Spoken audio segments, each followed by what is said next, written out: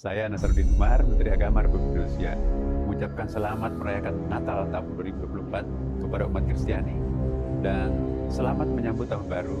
Akidah itu tidak main-main. Apa kata para ulama? Tidak ada toleransi dalam nilai akidah. Saya sepakat, Pak. Tidak ada nilai toleransi, tidak ada toleransi dalam masalah akidah.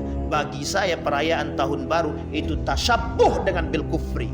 Bagi saya mengikuti jejak Syekh Yusuf Al-Qardawi, Syekh Ramadan Al-Buti. Apa kata beliau? Tidak ada toleransi dalam urusan akidah, termasuk pengucapan selamat Natal, mengikuti perayaan tahun baru, apapun itu, siapapun dia. Tapi itu Ustaz itu ikut dia menyampaikan kajian. Itu masalah tuh. Yang uniknya lagi, Pak, mohon maaf ya, mohon maaf. Jangan tersinggung lah. Ya, lu siapa? Lu dai abal-abal. Sementara kami dai nasional ataupun internasional.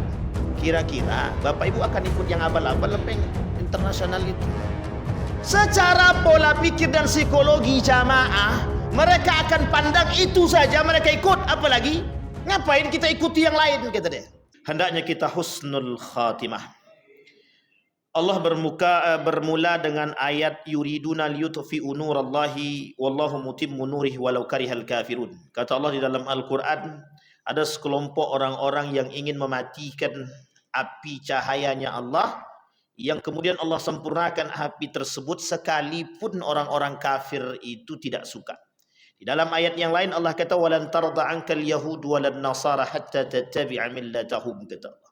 Di dalam ayat yang lain Allah kata innal ladzina yakfuruna billahi wa rusulihi wa yuriduna an yufarriqu bainallahi wa rusulihi thumma wa yaquluna nu'minu bi ba'd wa nakfur bi ba'd wa yuriduna an yattakhidhu baina dzalika sabila ulaika humul kafiruna haqqan.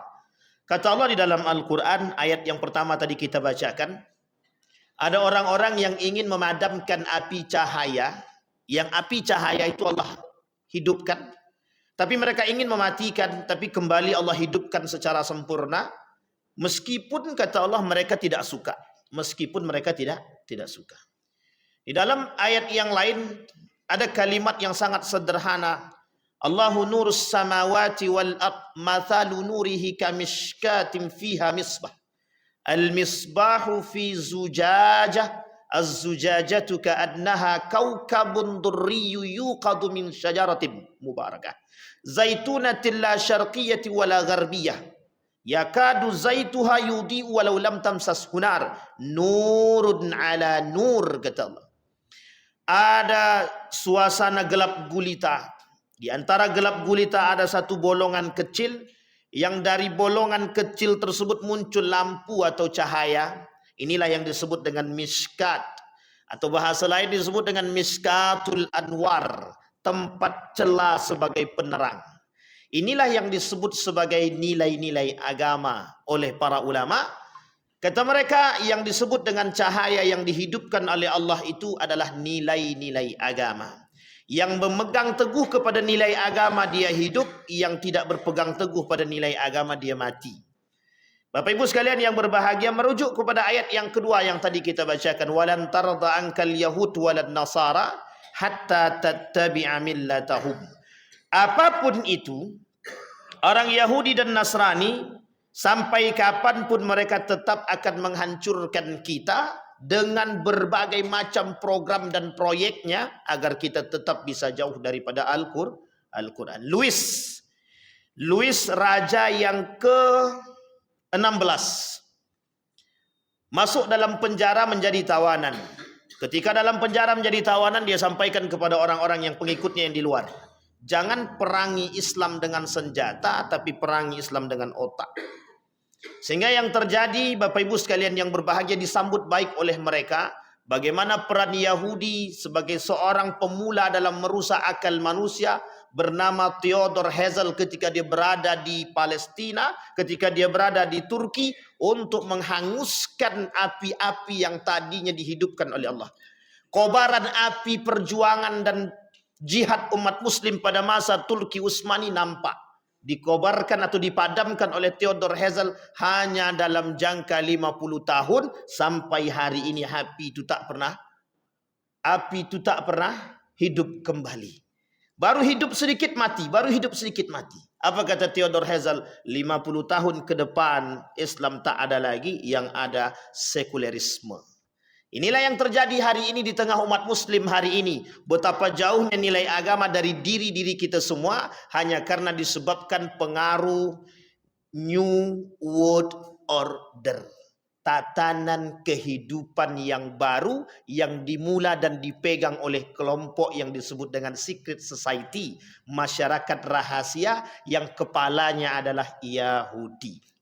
Yahudi bekerja sama dengan Nasrani untuk menghancurkan Islam yang tak pernah ikut kerjasama. Yahudi tak pernah mau bekerja sama dengan manapun, dengan agama manapun untuk menghancurkan Islam. Tapi karena ketidakberhasilan dia meredupkan api cahaya agama, dia perlu kawan, dia butuhkan kawan. Siapa kawan dia? Nasrani. Ternyata Nasrani sudah, kawan dia Yahudi sudah, Nasrani sudah. Tak mampu menggoyang itu. Tak mampu menggoyang Turki Utsmani. Dia cari kawan yang ketiga. Siapa kawan yang ketiga itu? Nah, ini dia. Munafik.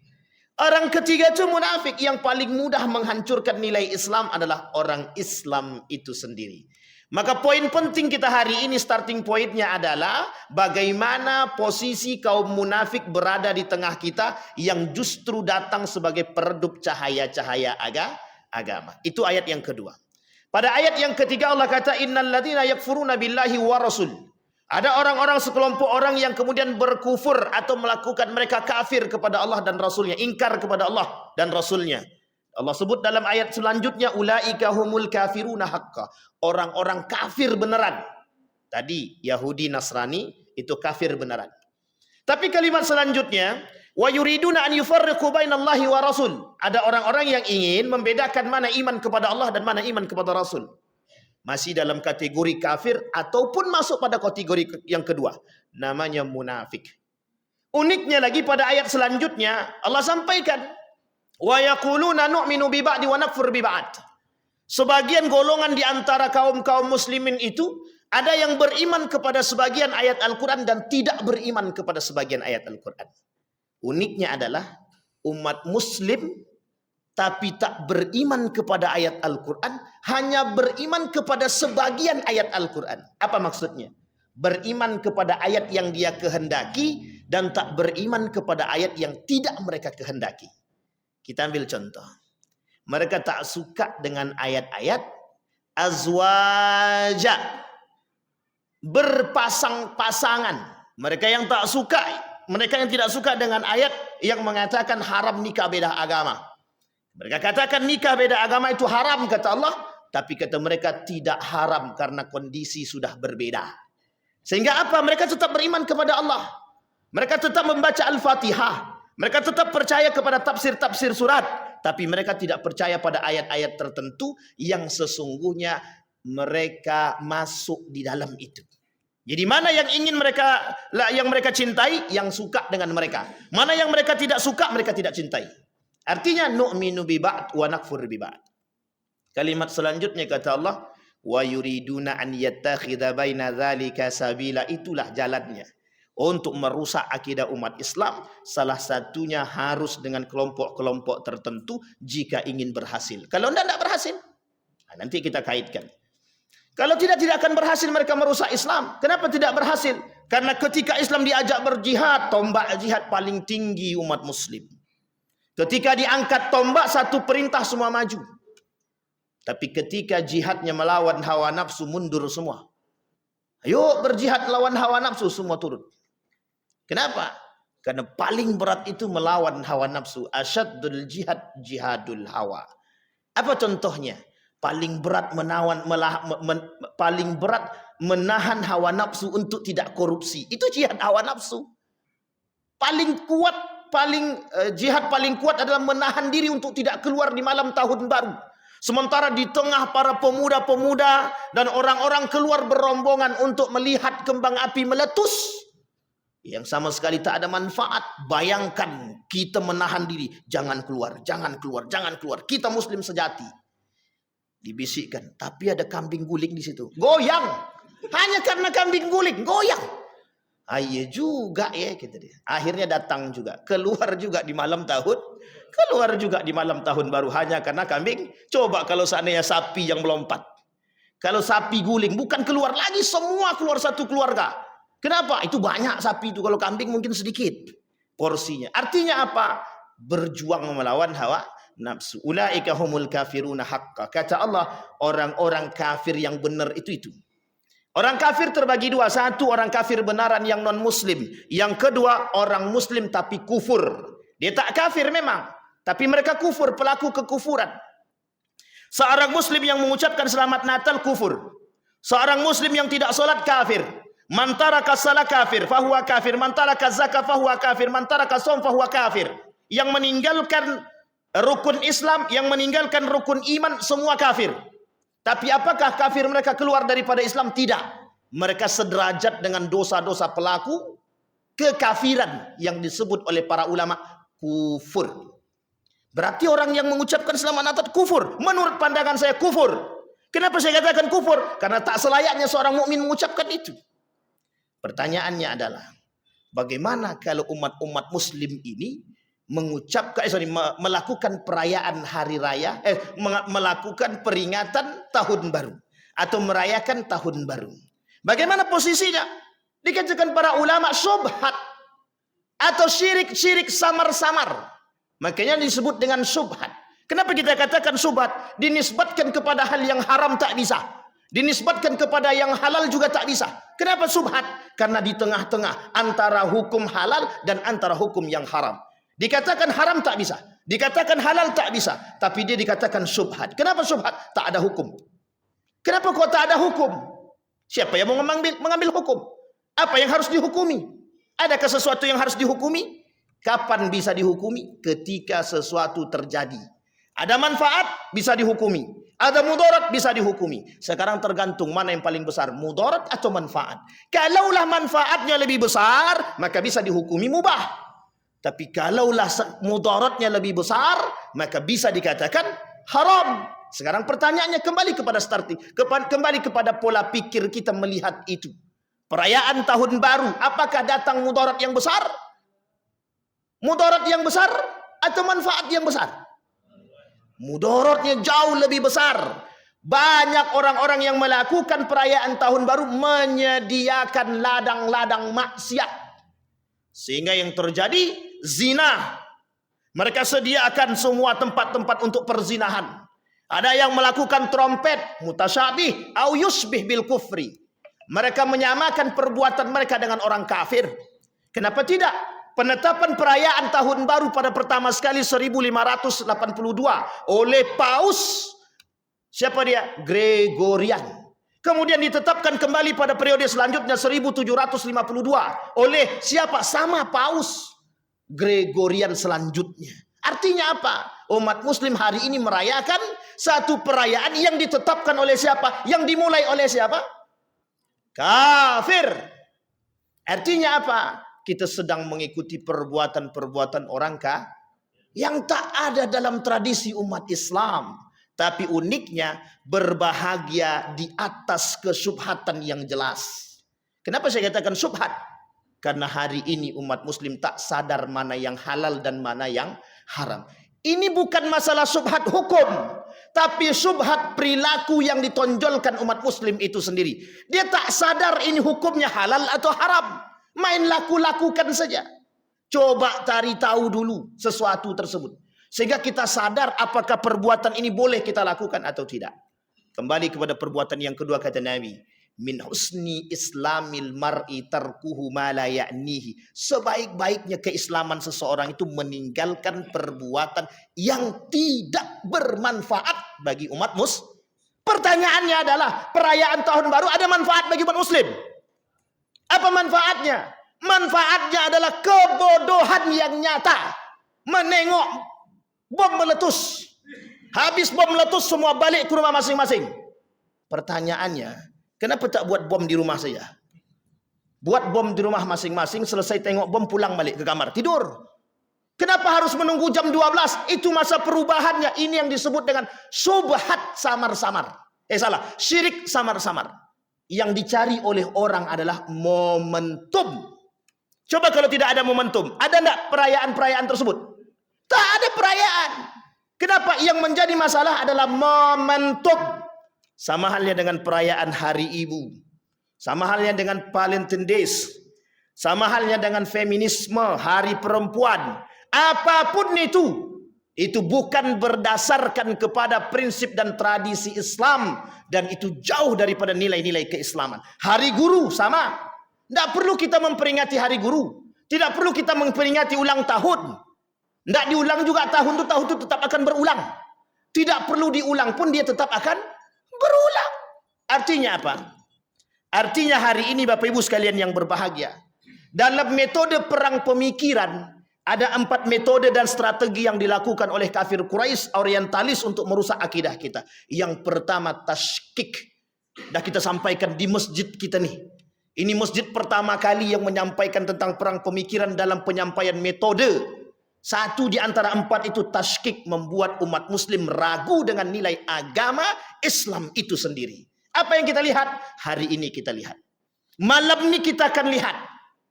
Berapa banyak orang yang keluar, kalau dia muslim sejati, kalau dia benar-benar muslim, dia tidak akan melakukan perbuatan yang tidak bermanfaat. Tapi kalau dia muslimnya abal-abal atau KTP saja, kita akan lihat berapa banyak umat muslim yang berboncengan laki-laki perempuan yang bukan suami istri hanya untuk datang ke salah satu tempat memperhatikan tontonan-tontonan yang tidak bermanfaat. Satu.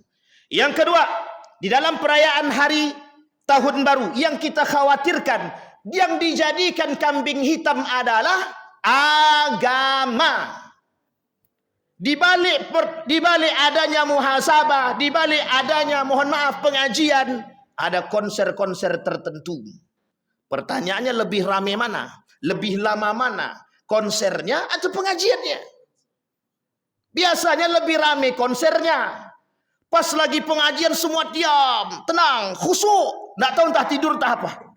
Tapi pas konser semua muncul, entah tangan siapapun tak sadar yang dipegang. Bercampur laki-laki perempuan. Pernahkah kita berpikir demikian? Kita sedang menyediakan lapangan kemaksiatan, bercampurnya laki-laki perempuan, haram atau tak haram? Kalau itu haram, siapa yang menyediakan? Kalau pemerintah yang menyediakan, berarti pemerintah bersalah. Bertanggung jawab. Kenapa harus bertanggung jawab? Karena dia yang menyediakan lapangan. Kecuali pemerintah bilang begini, pokoknya laki-laki perempuan, laki-laki sini, perempuan di sini. Setiap yang datang harus sendiri-sendiri, tidak boleh boncengan. Ini aturan agak berat sedikit. Saya kira tidak ada yang datang itu. Pengajiannya dari pertama sampai akhir. Sampai di akhir nanti semua berdoa istighosah, minta hujan atau istisqa ya. Istighosah atau istisqa, terserahlah. Tapi saya kira tidak ada yang datang. Kenapa? Yang ditengok adalah ingin menengok momentum terbaik ketika bom meletus naik ke atas. Itulah yang kita praktekkan bersama. Begini kepala kita semua. Menunggu semua orang ke atas. Tak sadar dia kunci motornya hilang, hontornya hilang, tak sadar. Karena sedang menengok ke atas. Meletus mercon tadi, bubar semua. Selesai kata dia. Bayangkan Bapak Ibu kebodohan yang nyata di tengah umat muslim yang kita pandang bersama. Main dengan trompet. Bapak Ibu tahu sejarah trompet. Siapa yang melakukan hal demikian? Di dalam Islam trompet itu kapan berlanjut? Kapan akan terjadi? Tinggal tunggu kiamat. Jadi kalau kita menghidupkan trompet seolah-olah mau kiamat sudah itu. Sudah siap. Kalau sudah siap tak masalah. Tapi siapa yang melakukan tradisi-tradisi trompet? Kafir. Orang kafir Nasrani.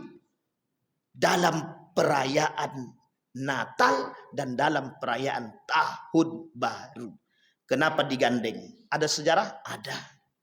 Enggak mungkin tanpa sebab. Ingat Bapak Ibu sekalian yang berbahagia. Bukan tanggal 25. Tapi tanggal 31. Itu yang harus Bapak Ibu pahami. Cari sejarahnya. Apa itu tanggal 31? Bukan tanggal 25. Di tanggal 21, di tanggal 31 itulah peresmiannya. Pembaiatannya, pelakukan semuanya. Disitulah perubahannya.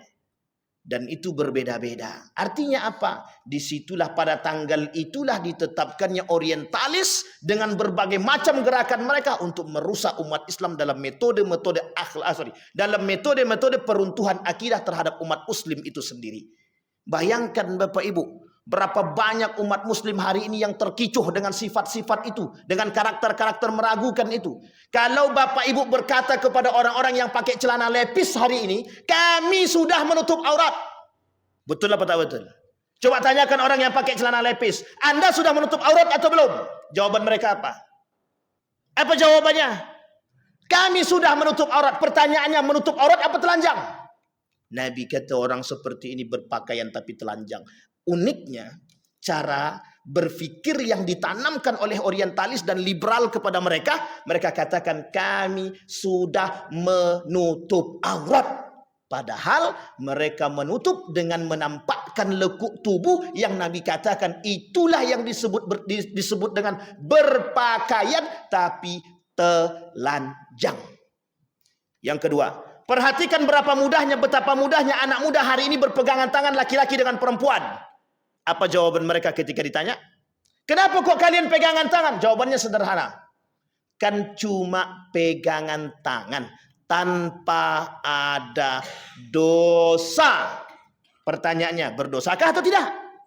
Kalau mereka mukmin, kalau mereka muslim, kalau mereka tahu nilai-nilai agama, tidak akan berpegangan tangan laki-laki dan perempuan. Bercampur duduk laki-laki dan perempuan. Kalau mereka tahu nilai dia, kalau mereka tahu hukumnya, akankah mereka duduk bersama? Tidak akan. Makanya Bapak Ibu, kenapa perayaan tahun baru atau sebagian kalangan ulama mengatakan itu perbuatan yang syubhat? Faman waqa'a fi syubhat waqa'a fil haram. Orang yang terjerumus dalam kesyubhatan, dia akan terjerumus dalam perkara yang haram. Sampai di sini paham? Saya tak katakan perayaan tahun baru itu haram. Saya tak katakan perayaan tahun baru itu halal ataupun mubah. Tapi saya katakan perayaan tahun baru adalah program syubhat. Tapi kata Nabi, faman waqa'a fi syubhat waqa'a fil haram. Orang yang terjerumus dalam perbuatan syubhat, dia terjerumus dalam perbuatan yang walan tarda ankal yahud walan nasara hatta tattabi'a millatahum. Artinya apa? Tak akan pernah berhenti orang-orang kafir, baik Yahudi maupun Nasrani, untuk menghancurkan kita sampai kita mengikuti agama mereka. Apa kata Luis? Kalau berharap mereka ikut agama kita mungkin sulit. Tapi kalau kita berharap mereka redup daripada nilai agama, itu sangat mudah. Hadirkan kepada mereka program-program yang bisa merusak akidah mereka. Uniknya adalah tradisi ulang tahun di antara atau di kalangan umat muslim hari ini tradisi yang biasa dilakukan. Justru mohon maaf, menghadirkan ustadz-ustadz untuk berdoa. Betul apa tak betul? Ustadz, doakan ulang tahun kami. Ya, besok saya mau ulang tahun, tolong datang ya, doa. Tanpa sadar Pak, program ulang tahun ini, itu siapa yang pertama kali melakukan? Oh, Nabi kah ulang tahun? Nabi tak kata ulang tahun. Tak ada Nabi pernah melakukan ulang tahun. Memang tidak, bukan ulang tahun. Nabi hanya mengingat kelahiran dia di hari Senin dengan berpuasa.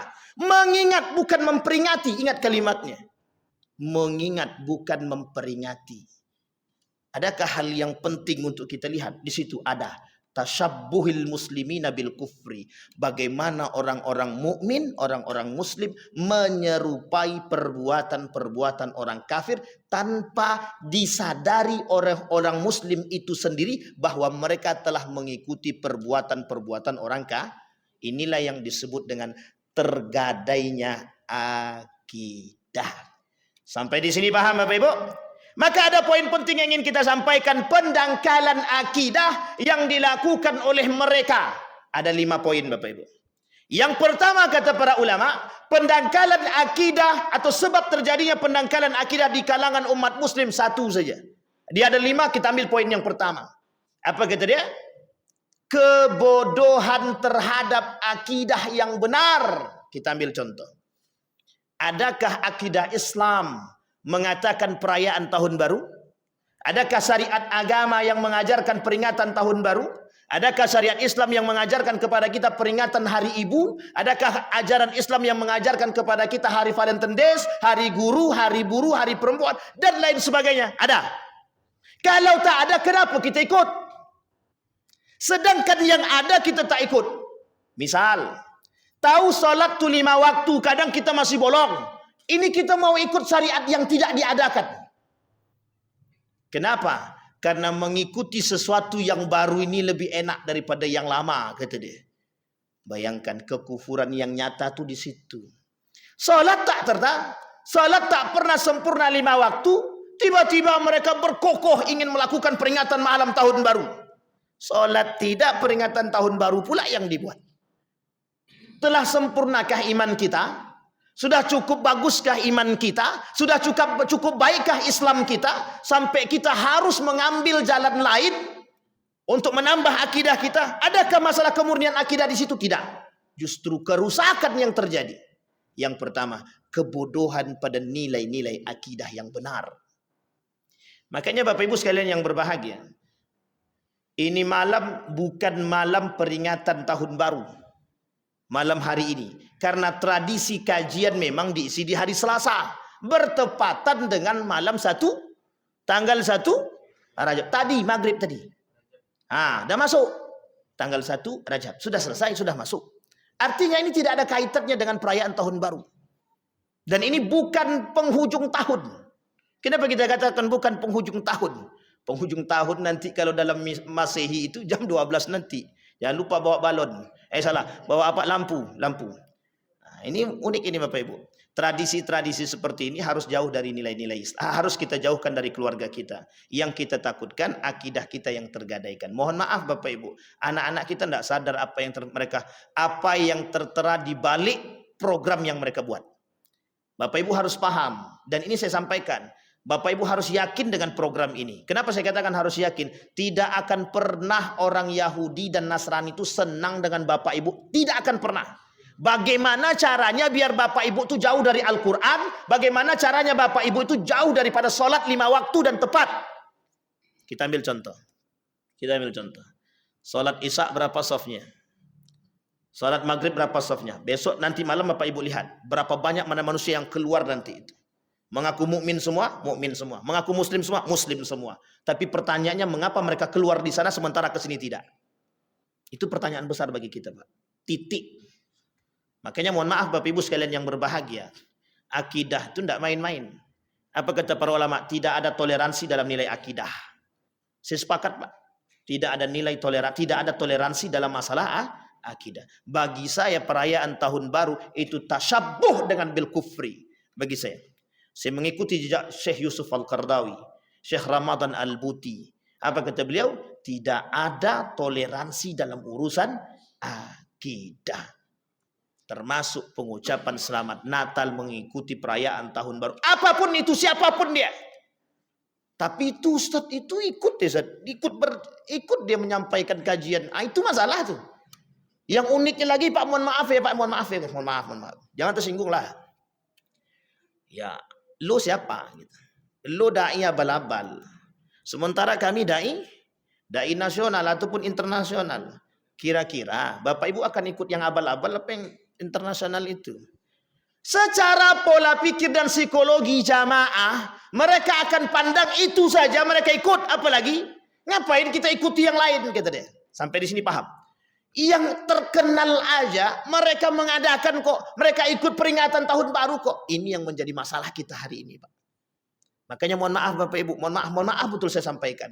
Kata Nabi di akhir zaman itu ada du'atun ila abwabi jahannam. Ada dai yang mengajak ke neraka jahanam. Saya tak katakan mereka ngajak ke neraka jahanam ya, tapi Nabi yang kata, kelak kata Nabi di akhir zaman ada dai-dai yang akan mengajak ke neraka jahanam. Siapa mereka? Dai-dai yang yang dai-dai yang mencintai dunia, dai-dai yang mohon maaf tak bisa mempertahankan akidah dia di tengah gejolak dunia yang begitu luas dalam pandangan dia. Berat Bapak Ibu, berat. Makanya mohon maaf Bapak Ibu, bisa jadi yang berbicara di sini itu mungkin yang mengikuti hanya 1, 2, 3, 4. Tapi bisa jadi mereka yang terkenal yang diikuti oleh ribuan manusia. Sehingga ketika satu orang berkata, meskipun yang berkata itu betul, belum tentu bisa diikuti. Paling tidak kita menyampaikan itu dulu. Karena kelak kata Nabi di akhir zaman, kata Nabi, yang paling banyak di tengah umat muslim adalah munafik, bukan mukmin. Maka Bapak Ibu sekalian yang berbahagia, jadilah manusia yang aneh di tengah manusia-manusia yang tidak berpegang teguh kepada nilai-nilai agama. Artinya apa? Orang yang berpegang teguh dengan nilai agama di akhir zaman itu adalah manusia yang aneh, kata Nabi. Yang aneh. Kenapa kok aneh? Kenapa kok asing? Karena mereka berpegang teguh kepada nilai-nilai agama. Sementara umat muslim yang lain, mohon maaf, KTP saja. Kenapa? Karena mereka tidak mau berpegang teguh kepada nilai agama. Mereka katakan nilai-nilai agama merusak tatanan kehidupan. Makanya Bapak Ibu, keberhasilan kaum liberal itu atau kaum sekuler itu memisahkan kita dari nilai agama. Apa contohnya? Peringatan tahun baru. Itu contoh yang paling nampak. Bayangkan kita dipaksa untuk keluar rame-rame untuk melihat perbuatan yang tidak bermanfaat sama sekali. Itu yang pertama. Yang kedua, bayangkan kita disuruh mengaminkan satu perbuatan dengan tradisi-tradisi kafir yang masuk ke dalam umat muslim dan kita amini tradisi tersebut. Iya apa tak iya?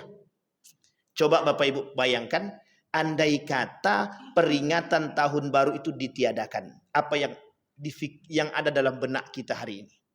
Misal tidak ada perayaan tahun baru, sunyi dan senyap begitu saja. Apa yang terjadi dalam pikiran sebuah tradisi yang sudah hilang? Kalaulah tradisi sudah pernah terjadi, tiba-tiba hilang tradisi tersebut, kira-kira apa yang terjadi? Apa yang ada dalam benaknya orang? Kok sunyi ya? Kok nggak ada ya? Kok ini ya? Kok itulah yang kita maksud.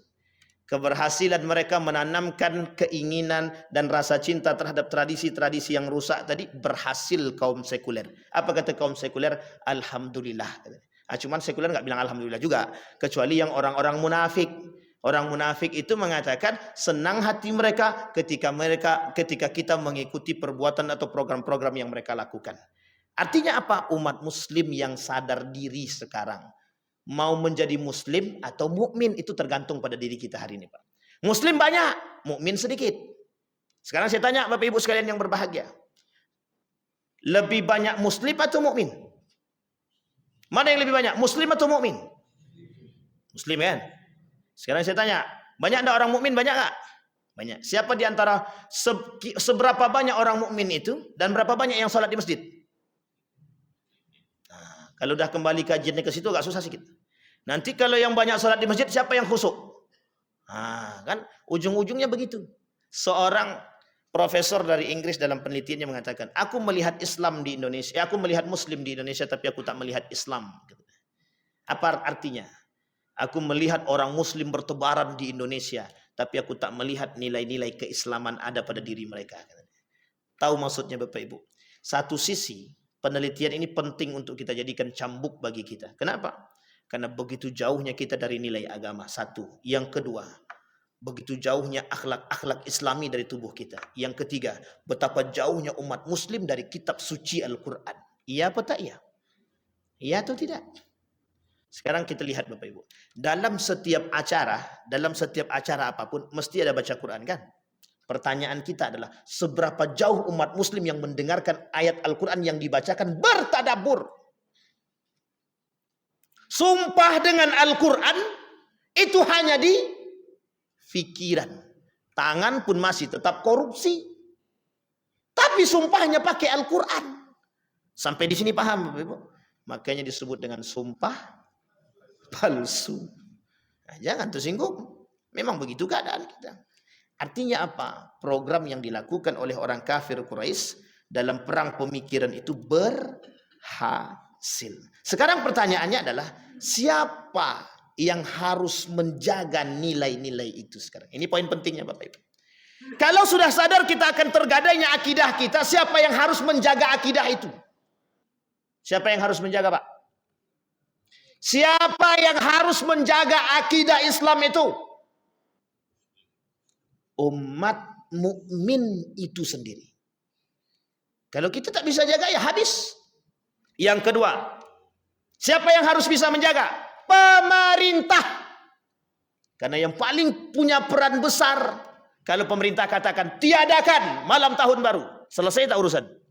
Selesai. Tutup semua hotel. Tutup apa tidak? Yang buka hotelnya tangkap. Misal pemerintah bilang begitu. Tidak ada ladang kemaksiatan tuh Pak. Tidak ada zinah di situ Pak.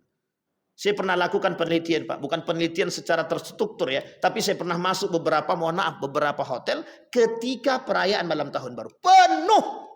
Semahal apapun penuh. Kita cross check, kita tanya diam-diam. Ada anak yang masuk di situ suami istri? Yang bukan suami istri. Ada Ustaz. Ada Pak kata dia. Bahasa lainnya ngotel. Coba bayangkan. Apa yang terjadi Pak? Zina atau tak zina?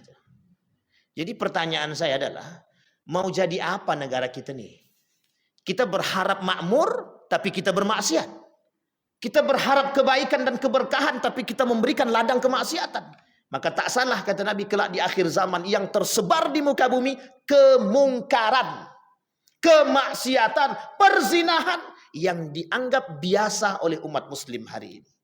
Bayangkan kemerosotan akidah dari perbuatan yang samar-samar dalam subhatnya tahun baru menjadi sebuah tradisi yang hampir mayoritas umat muslim tidak sadar. Betul apa salah? Sekarang kita lihat. Ada enggak umat muslim yang membolehkan atau yang menghukumi mubah terhadap perayaan tahun baru? Ada. Bukan tidak ada. Itulah sandaran mereka. Kenapa mereka bolehkan?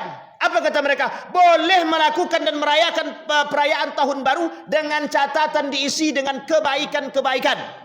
Muhasabah, pengajian. Itu kata mereka. Kalau saya katakan, terjerumuslah orang tersebut dalam pemahaman yang rusak terhadap akidah yang sahih. Sampai di sini paham Bapak Ibu? Yang pertama tadi apa metodenya? Yang mereka lakukan? Tashkik. Menimbulkan keraguan-raguan dalam benak umat muslim terhadap nilai agama itu sendiri. Contohnya perayaan tahun baru. Yang kedua, taswih. Apa itu taswih? Pengaburan. Nah, ini dia penting Bapak Ibu. Kita ambil salah satu contoh dari perayaan Hari Ibu. Lihat Hari Ibu. Sekarang Hari Ibu itu sudah menjadi satu tradisi di kalangan manusia hari ini.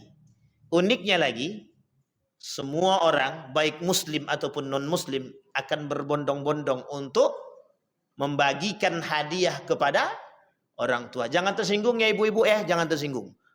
Jangan tersinggung. Itu berarti Anda sedang dihina oleh anak Anda sendiri. Kenapa? Mereka cuma memperingati dan beri hadiah kepada ibu satu kali dalam setahun. Itu satu. Sebenarnya bukan itu yang mereka ingin angkat. Bagaimana momentum perayaan Hari Ibu itu menjadi satu dasar yang diyakini oleh umat muslim bahwa itu hari paling sakral. Ini yang disebut dengan pengaburan nilai-nilai orang tua dalam Al-Quran.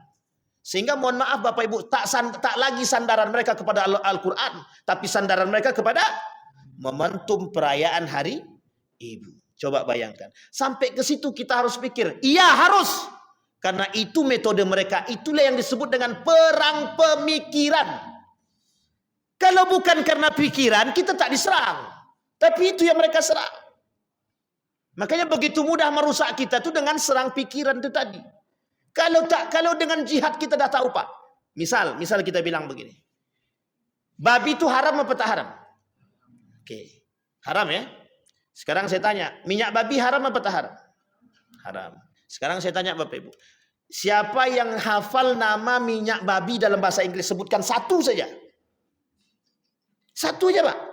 Nama minyak babi dalam bahasa Inggris. Tidak usahlah minyak babi. Nama babi dalam bahasa Inggris. Hah? Apa? Bacon. Ada lagi? Pig. Ada lagi yang lain? Pork. Bapak Ibu kasih tahu. Saya kasih tahu. Ada 200 lebih nama babi yang tersebar di tengah makanan-makanan yang tersebar di tengah umat muslim hari ini. Sekarang saya tanya, kebodohan kita di mana? Tidak paham bahasa. Betul apa salah? Sekarang saya tanya, Berapa banyak yang hadir sekarang ini yang bisa bahasa Inggris? 1, 2, 3 paling. Mereka rusak kita dengan bahasa Inggris, mereka rusak kita dengan bahasa Arab. Coba. Ada yang tahu kalau kuaci itu ada campuran minyak babi? Ada yang tahu? Kuaci warna merah campurannya minyak babi itu.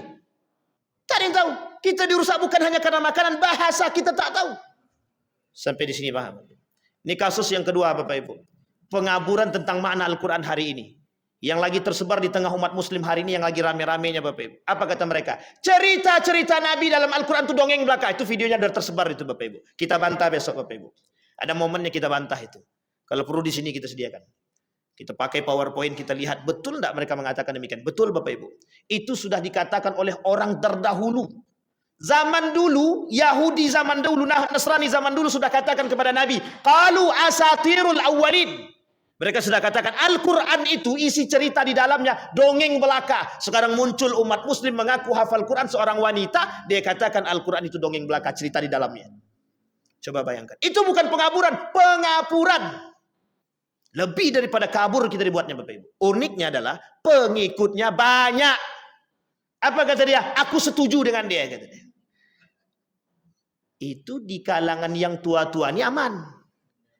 Yang di kalangan anak muda serangan pertama yang mereka lakukan.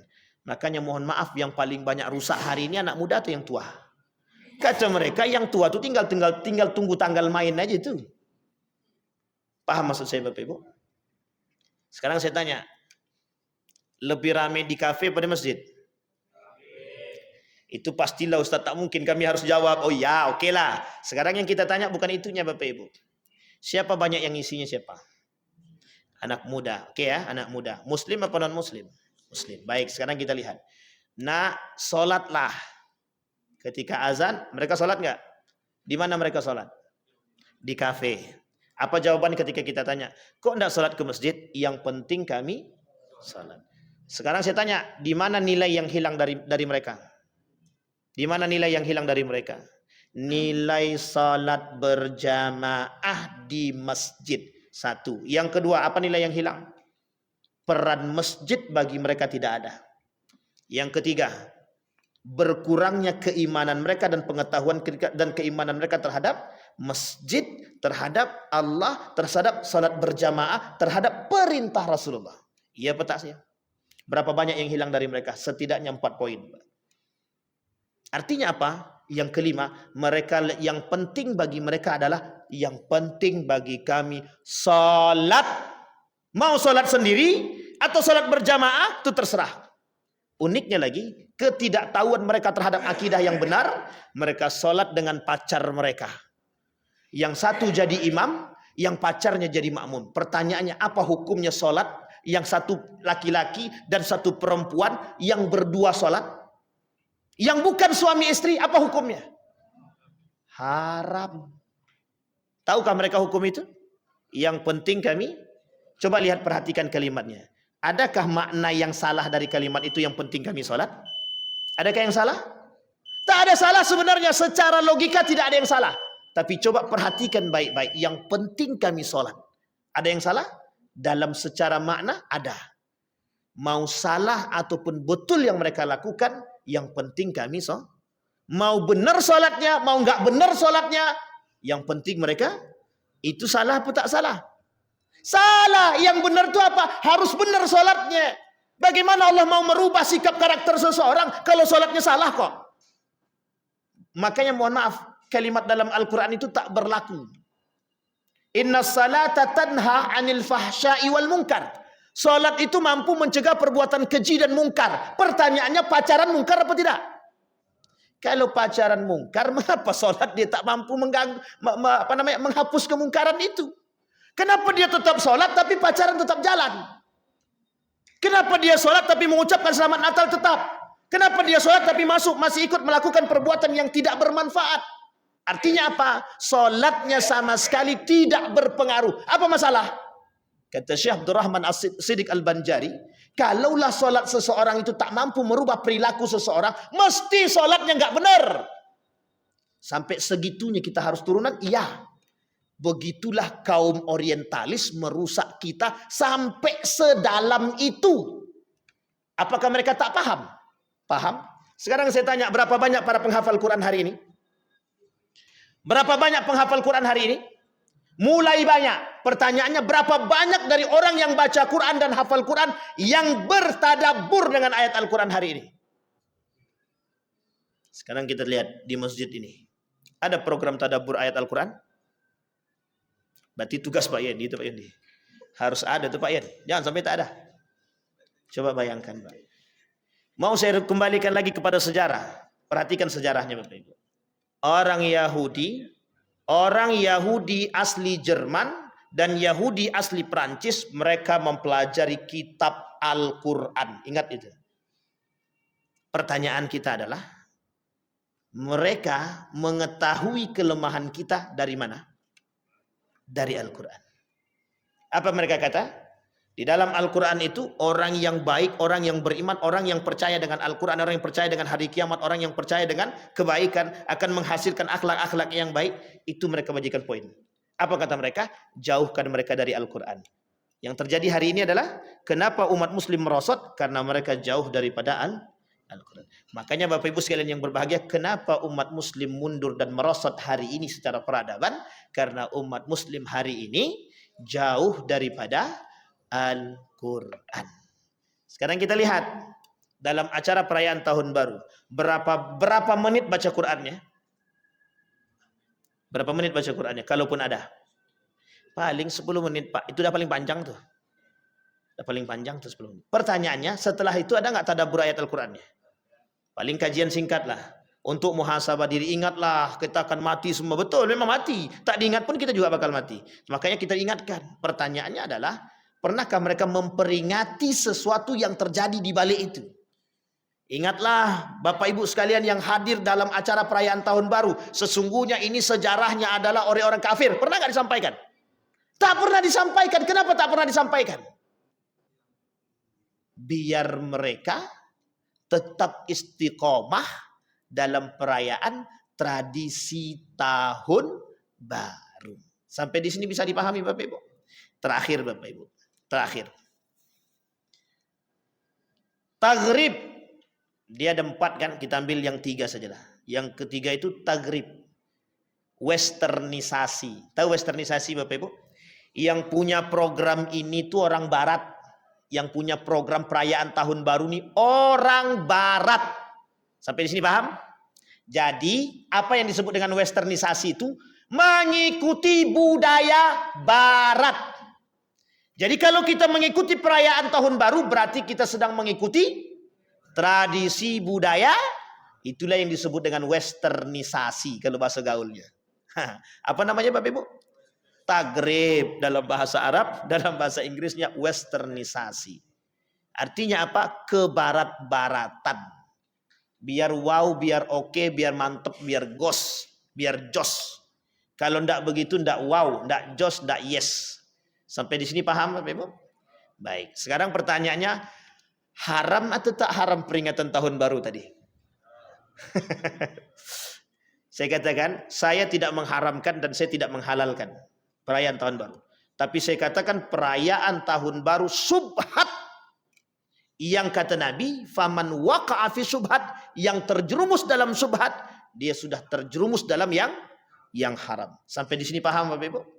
Itu penekanan kita hari ini. Artinya apa? Kata Nabi, sebelum saya tutup, kata Nabi di akhir zaman, itu isinya adalah subhat.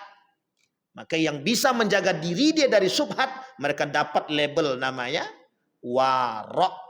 Orang warok itu yang bisa menjaga diri dia dari perbuatan-perbuatan yang subhat.